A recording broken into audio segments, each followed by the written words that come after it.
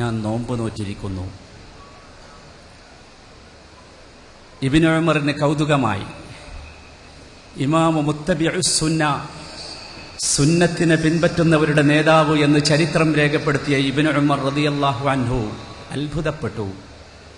അദ്ദേഹം തിരിച്ചു ചോദിച്ചു, ഈ കടുപ്പമുള്ള ചൂടിലോ, ഈ പർവ്വതപ്രാന്ത പ്രദേശങ്ങളിലൂടെ ആട്ടിന്റെ പിന്നാലെ നടക്കുന്ന ഈ സമയത്തോ?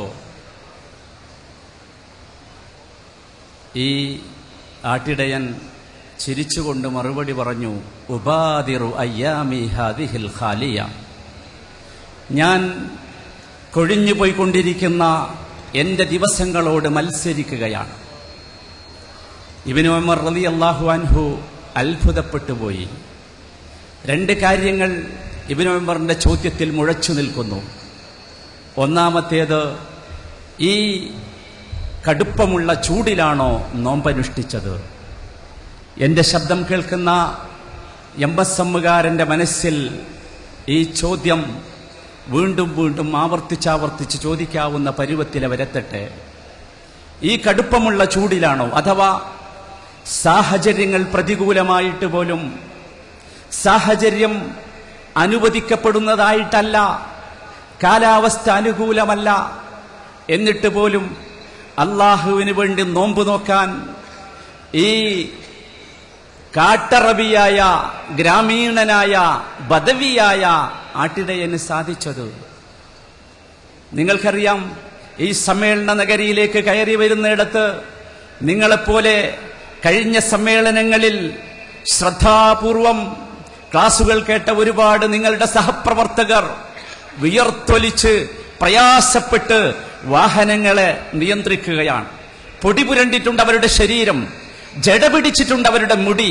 പക്ഷെ അവർക്കൊരു പ്രതീക്ഷയുണ്ട്. എന്താണ് ആ പ്രതീക്ഷ? ഈ ആട്ടിടയനുണ്ടായ പ്രതീക്ഷ, എംബസമ്മുകാരനുണ്ടാകേണ്ട പ്രതീക്ഷ, മുജാഹിദുകൾക്കുണ്ടാകേണ്ട പ്രതീക്ഷ, ഇവിടെ ഒരൽപ്പം ചൂടനുഭവിക്കേണ്ടി വന്നാലും, കടുപ്പമുള്ള സാഹചര്യമായിരുന്നാലും ശരി, ശാശ്വതമായ ശാന്തി ഉണ്ടാകുമെന്ന പ്രതീക്ഷ. രണ്ടാമതായി ഇബ്നു ഉമറിനെ അത്ഭുതപ്പെടുത്തിയത്, ഈ ആടുകൾക്ക് പിന്നാലെ നടക്കുന്ന ഇപ്പോഴാണോ, അഥവാ കൂട്ടുകാരില്ല, സഹായികളില്ല, സഹപ്രവർത്തകരില്ല. എംബസമ്മുകാരൻ അറിയണം, സഹപ്രവർത്തകരില്ലാത്ത, കൂട്ടുകാരില്ലാത്ത, സഹായിക്കാൻ ആളില്ലാത്ത, ഒറ്റപ്പെട്ട ഉറബായികളായി, അപരിചിതരായി ഈ ആദർശത്തിന് വേണ്ടിയുള്ള പണി മുമ്പോട്ട് പോകാൻ നമുക്കാവണം. ഈ ആട്ടിടയൻ കാണിച്ച മാതൃക, എംഎസ്എമ്മുകാരെ അറിയുക, നിങ്ങൾ ഉറബായികളാണ്, അപരിചിതരാണ്. നാം ചെയ്യുന്ന പണി ചെയ്യാൻ ഇവിടെ ആളുകളില്ല. നമ്മുടെ വസ്ത്രം കണ്ടാൽ, നമ്മുടെ വേഷം കണ്ടാൽ, നമ്മുടെ രീതി കണ്ടാൽ, നമ്മുടെ പ്രവർത്തനം കണ്ടാൽ മറ്റു വിദ്യാർത്ഥി സംഘടനകൾ ഒരുപക്ഷെ പുച്ഛിച്ചേക്കാം, അപമാനിച്ചേക്കാം, മോശമാണെന്ന് പറഞ്ഞേക്കാം. നമ്മുടെ താടി കണ്ട് തീവ്രവാദി എന്ന് വിളിച്ചേക്കാം, ഫണ്ടമെന്റലിസ്റ്റുകളാക്കിയേക്കാം. പക്ഷേ അറിയുക കുട്ടികളെ, ശാശ്വത ശാന്തിക്ക് വേണ്ടി നിങ്ങൾ ഇത് അംഗീകരിക്കണം, മനസ്സിലാക്കണം, ഉൾക്കൊള്ളണം. അവനാണ് വിശ്വാസി. ആ ശാശ്വതമായ ശാന്തിയുള്ള ജീവിതം മനസ്സിൽ കണ്ടുകൊണ്ടാണ് നാം ജീവിക്കേണ്ടത്. അവനാണ് മുസ്ലിം. എംഎസ്എമ്മുകാരൻ മനസ്സിലാക്കുക, രണ്ടു തരം കാഴ്ചകൾ നമുക്കുണ്ടാകണം. ഒന്നാമത്തെ കാഴ്ച സാധാരണ കണ്ണുകളെ കൊണ്ടുള്ള കാഴ്ചയാണ്. റുഅ്യത്തുൻ ബിൽ ഐൻ എന്ന് പണ്ഡിതന്മാർ അതിനെ വിശേഷിപ്പിച്ചു, കണ്ടുകൊണ്ടുള്ള കാഴ്ച. രണ്ടാമത്തേത് റുഅ്യത്തുൻ ബിൽ ഈമാൻ, നമ്മുടെ വിശ്വാസം കൊണ്ടുള്ള കാഴ്ചയുണ്ട്. കണ്ണിന്റെ മുമ്പിൽ കണ്ട ഒരു കാര്യം വിശ്വസിക്കാൻ ആരും നമ്മെ പഠിപ്പിക്കേണ്ടതില്ല. എന്നാൽ അറിയുക, റുഅ്യത്തുൻ ബിൽ ഐൻ, റുഅ്യത്തുൻ ബിൽ ഈമാൻ, വിശ്വാസം കൊണ്ടുള്ള കാഴ്ച. നമുക്കറിയാം, നാം മുഹമ്മദ് നബിയെ കണ്ടിട്ടില്ല. ഇതുവരെ നബി സല്ലല്ലാഹു അലൈഹി വസല്ലമയെ കുറിച്ച് നാം കേട്ടു. നബിയെ നാം കണ്ടിട്ടില്ല, സഹാബത്തിനെ കണ്ടിട്ടില്ല, സ്വർഗം കണ്ടിട്ടില്ല, നരകം കണ്ടിട്ടില്ല, ബർസഖിയായ പാരത്രിക ജീവിതം കണ്ടിട്ടില്ല. പക്ഷേ നാം ആരായിരിക്കണം? കണ്ടതിനേക്കാൾ ശക്തിയോടുകൂടി, കണ്ടതിനേക്കാൾ ഉത്തമ ബോധ്യത്തോടുകൂടി, വിശ്വാസത്തിന്റെ പിൻഫലത്തോടുകൂടി അതിൽ വിശ്വസിക്കുന്നവരാകണം. അതാണ് എംഎസ്എമ്മുകാരന്റെ ബാധ്യത. ആ ഒരു ഉൾക്കാഴ്ചയിലേക്കാണ് നാം വരേണ്ടത്. അള്ളാഹു നമ്മളെ ക്ഷണിച്ചത്, വല്ലാഹു യദ്ഉ ഇലാ ദാരിസ്സലാം, അള്ളാഹു നമ്മെ വിളിക്കുന്നത് സമാധാനത്തിന്റെ യഥാർത്ഥ ഗേഹത്തിലേക്കാണ്, യഥാർത്ഥ വീട്ടിലേക്കാണ്. ഈ കാണുന്ന ദുനിയാവിന്റെ അപക്വമായ മോടികളിലേക്കല്ല, ബാഹ്യഭംഗികളിലേക്കല്ല. വല്ലാഹു യദ്ഉ ഇലാ ദാരിസ്സലാം, ആ ദാറുസ്സലാമിൽ ഒന്നിക്കാൻ അള്ളാഹു നമുക്ക് തൗഫീഖ് നൽകുമാറാകട്ടെ. എംഎസ്എമ്മുകാർ അറിയുക, ഇന്ന് ഇവിടെ ഈ പന്തലിൽ ഒരുമിച്ച് കൂടിയതുപോലെ നാളെ പടച്ച റബ്ബിന്റെ ദാറുസ്സലാമിൽ ഒരുമിച്ച് കൂടുന്നത് വരെ വിശ്രമമില്ലാതെ പണിയെടുക്കാൻ നാം ബാധ്യസ്ഥരാണ്. അറിയില്ലേ നിങ്ങൾക്ക് നമ്മുടെ നേതാക്കന്മാരുടെ മാതൃക? നിങ്ങൾക്കറിയാം ഇമാം അഹ്മദ് ബിൻ ഹംബലിനെ കുറിച്ച്. സലഫികൾക്ക് ഒരിക്കലും അപരിചിതമാകരുത് ഇമാം അഹ്മദ് ബിൻ ഹംബലിന്റെ നാമം. ആരായിരുന്നു അദ്ദേഹം? ഇമാമു അഹ്ലുസ്സുന്ന. അറിയില്ലേ നിങ്ങൾക്ക് അദ്ദേഹത്തിന്റെ ചരിത്രം? ഭരണാധികാരികളുടെ ഒരുപാട് പരാക്രമണത്തിന് വിധേയനായി ഒരുപാട് കാലം കാരാഗ്രഹങ്ങൾക്കുള്ളിൽ വീർപ്പടക്കി പിടിച്ചു നിന്ന അഹ്മദ് ബിൻ ഹംബൽ ജയിലിൽ നിന്ന് പുറത്തു വന്ന ദിവസം അദ്ദേഹത്തിന്റെ ശിഷ്യന്മാർ അദ്ദേഹത്തിന് ചുറ്റും ഒരുമിച്ച് കൂടി. അദ്ദേഹത്തോട് പറഞ്ഞു, ഇമാം, നിങ്ങൾ ഒരല്പസമയം ഒന്ന് വിശ്രമിക്കണം. ഇനി ശിഷ്യന്മാർ ചോദിച്ചു, മതറാഹത്തു യാ ഇമാം, ഇമാം ഇനി എപ്പോഴാണ് നിങ്ങൾ വിശ്രമിക്കുക? ഈ ജയിലറയ്ക്കുള്ളിൽ നിന്ന് പ്രയാസപ്പെട്ട് ബുദ്ധിമുട്ടി വന്ന ഈ അവസാന സന്ദർഭത്തിലും അങ്ങ് വിശ്രമിക്കാൻ ഒരുക്കമല്ലെങ്കിൽ എപ്പോൾ അങ്ങ് വിശ്രമിക്കും? എംഎസ്എമ്മുകാരൻ അറിയുക, നമ്മെ നയിക്കേണ്ടത് ഇമാം അഹ്മദ് ബിൻ ഹംബലിന്റെ വാക്കാകണം. നിങ്ങൾ പ്രിയപ്പെട്ട കുട്ടികളെ, നിങ്ങളുടെ മനസ്സിൽ ഈ വാക്ക് ശക്തമായി സൂക്ഷിക്കുക. ഇമാം അഹ്മദ് പറഞ്ഞു, റാഹതി റാഹതി ഇൻദ അവ്വലി ഖദമിൻ അദഉഹാ ഫിൽ ജന്ന, അദഉഹാ ഫിൽ ജന്ന. എന്റെ വിശ്രമമോ, എന്റെ വിശ്രമത്തെ കുറിച്ചാണോ നിങ്ങൾ ചോദിക്കുന്നത്? എന്റെ വിശ്രമം എന്റെ ഒന്നാമത്തെ പാദം, എന്റെ ആദ്യത്തെ കാലടി സ്വർഗത്തിൽ വെക്കുമ്പോൾ മാത്രമാണ് എന്റെ വിശ്രമം. പ്രിയപ്പെട്ട എംഎസ്എമ്മുകാരെ, അറിയണം, നിങ്ങൾ കുട്ടികളാണ്. കുട്ടികളെന്ന് പറഞ്ഞാൽ വിശ്രമമില്ലാതെ പണിയെടുക്കേണ്ടവർ, വിശ്രമമില്ലാതെ ജോലി ചെയ്യേണ്ടവർ, അധ്വാനിക്കേണ്ടവർ.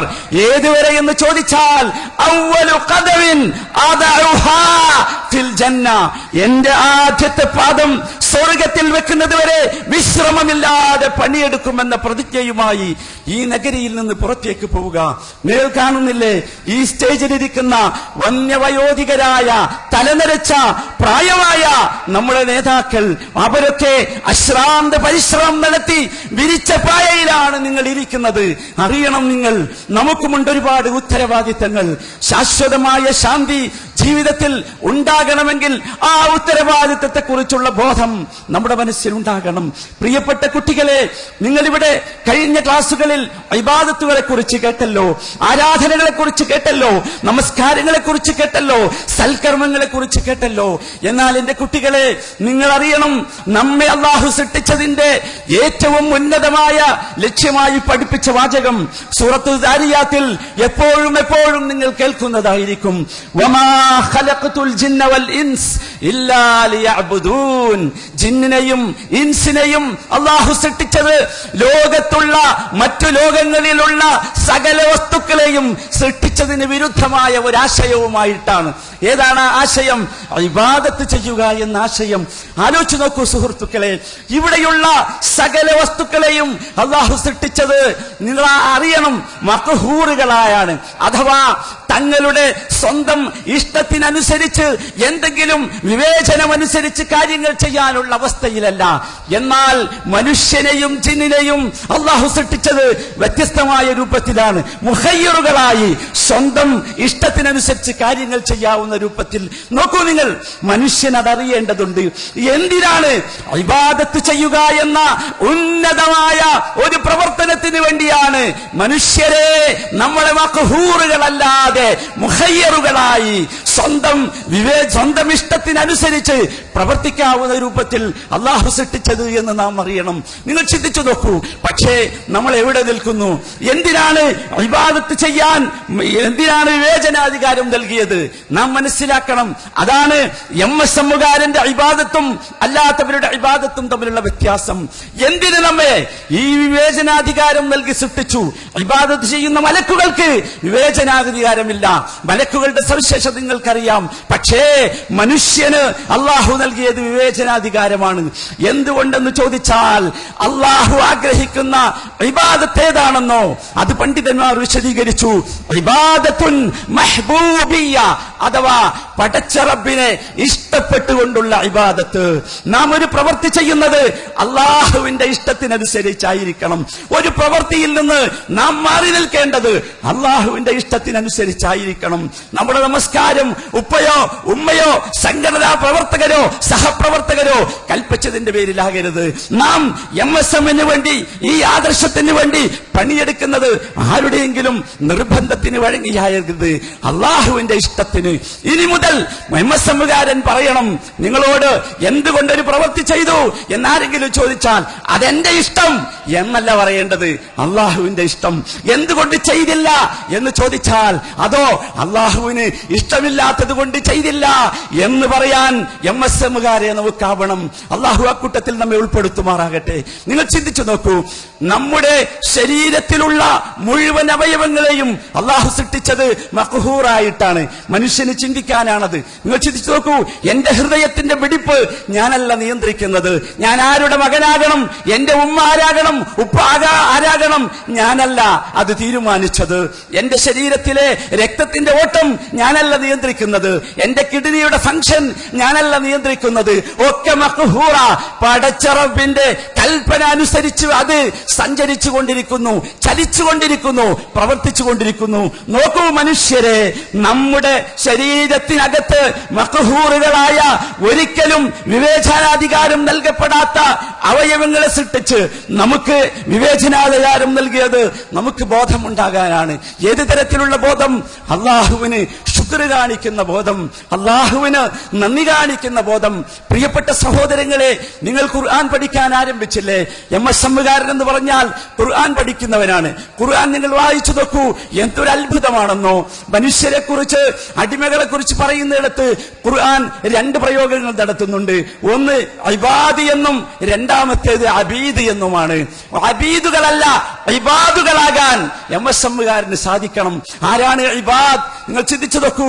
അള്ളാഹു ഇബാദ് പറഞ്ഞ ഖുർആനിലെ സ്ഥലങ്ങൾ മുഴുവൻ നിങ്ങൾ പരിശോധിച്ചു നോക്കൂ, കാണാൻ സാധിക്കും അള്ളാഹുവിനെ ഇഷ്ടപ്പെടുന്ന, അള്ളാഹുവിനെ ഇഷ്ടപ്പെട്ട പ്രവർത്തനങ്ങൾ ചെയ്യുന്ന നല്ല മനുഷ്യരാണ് ഇബാദുകൾ. വഇദാ സഅലക ഇബാദി, ആലോചിച്ചു നോക്കൂ, വഇബാദുർ റഹ്മാൻ, അവിടെയൊക്കെ ഇബാദാണ്.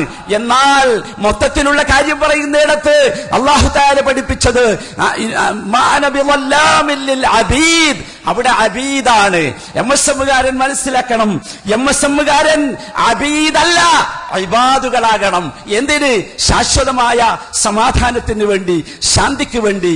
അള്ളാഹു അക്കൂട്ടത്തിൽ നമ്മെ ഉൾപ്പെടുത്തി അനുഗ്രഹിക്കുമാറാകട്ടെ. ഞാൻ അവസാനിപ്പിക്കുന്നതിന് മുമ്പ് 10 കാര്യങ്ങൾ നിങ്ങളുടെ ശ്രദ്ധയിലുണ്ടാകാൻ ഞാൻ പെടുന്നനെ പറഞ്ഞു പോകുന്നു. നിങ്ങളുടെ മനസ്സിലുണ്ടാകണം. വിശദീകരിക്കാൻ നമുക്ക് സമയമില്ല. ഒന്നാമത്തെ കാര്യം, ശാശ്വത ജീവിതം സമാധാനമുള്ളതാകാൻ ഒന്നാമതായി വേണ്ടത് നല്ല ഒരു മനസ്സ് നമുക്കുണ്ടാകണം. നല്ല ഒരു മനസ്സ്. ആ മനസ്സിൽ കടുപ്പമുള്ള നിയ്യത്തുണ്ടാകണം. അള്ളാഹുവിന് ഇഷ്ടപ്പെടുന്ന ഒരു കാര്യം ചെയ്യാൻ ഞാൻ ഇന്നു മുതൽ പരിശ്രമിക്കുമെന്ന ശക്തിയുള്ള മനസ്സ്. ഇവിടെ ജമാഅത്ത് നമസ്കാരം നടക്കുമ്പോൾ ആ ജമാഅത്ത് നമസ്കാരത്തിൽ കണ്ണികളായി നമസ്കരിക്കുന്നതിന് പകരം മാറി നിൽക്കുന്ന എംഎസ്എമ്മുകാരൻ നമുക്ക് വേണ്ട. കാരണം നമസ്കാരമാകണം എംഎസ്എമ്മുകാരന്റെ ഏറ്റവും പ്രധാനപ്പെട്ട ദീനിലുള്ള ഒന്നാമത്തെ കർമ്മം. കടുപ്പമുള്ള മനസ്സുണ്ടാകണം. എന്നെ ആർക്കും പിന്തിരിപ്പിക്കാൻ സാധ്യമല്ല, കാരണം അള്ളാഹുവിന്റെ ഇഷ്ടമാണ് ഞാൻ ചെയ്യുന്നത് എന്ന് ചിന്തിക്കുന്നവർ. രണ്ടാമത്തെ കാര്യം, എംഎസ്എമ്മുകാരൻ അറിയേണ്ട രണ്ടാമത്തെ കാര്യം, ശാശ്വത ജീവിതം സമാധാനമുള്ളതാകണമെങ്കിൽ നിങ്ങളുടെ വഴിയേത്, മാർഗമേത് എന്ന് മനസ്സിലാക്കണം. സിറാത്ത്, ത്വരീഖ്, വഴിയേതെന്ന് നാം കൃത്യമായി അറിയണം. ആ വഴിയെക്കുറിച്ച് മനസ്സിലാക്കി യഥാർത്ഥ വഴിയിലൂടെ സഞ്ചരിക്കുന്നവനാകണം എംഎസ്എമ്മുകാരൻ. ആരും തെളിക്കുന്ന പോകുന്ന ആര് കൈവച്ചാലും അവരെ കൂടെ പോകുന്നവനാകരുത് MSMകാരൻ. കാരണം നമ്മളുടെ പ്രതീക്ഷ ശാശ്വതമായ ജീവിതത്തിലെ ശാന്തിയാണ്. അതിന് നമുക്ക് സാധിക്കണം. മൂന്നാമത്തേത് പ്രത്യേകിച്ച് ശ്രദ്ധിക്കേണ്ട കാര്യം, MSMകാർ എന്തൊക്കെ സാഹചര്യം കിട്ടിയാലും എന്തൊക്കെ അവസരം കിട്ടിയാലും പടച്ചറബിലേക്ക് അടുക്കുന്ന ശാശ്വത ജീവിതത്തിൽ സമാധാനം കിട്ടുന്ന ഒരു കാര്യം ചെയ്യാൻ ആ വേദി, ആ സന്ദർഭം, ആ അവസരം ഉപയോഗപ്പെടുത്തണം. സമ്മേളനം അതിനുവേണ്ടിയുള്ളതാണ്. നമ്മെ സംബന്ധിച്ചിടത്തോളം നാം ആരുടെ മുമ്പിലും ശക്തി കാണിക്കുകയല്ല, മറിച്ച് ഒരുപാട് ആളുകൾക്ക്, നമ്മുടെ സഹോദരങ്ങൾക്ക് നമ്മുടെ ദീനിന്റെ ആദർശം എത്തിക്കുക എന്നതാണ് നാം ഉദ്ദേശിക്കുന്ന പ്രധാനപ്പെട്ട കാര്യം. അത് നമ്മുടെ മനസ്സിലുണ്ടാകണം. നാലാമത്തെ കാര്യം, നമ്മുടെ മാനസികമോ ശാരീരികമോ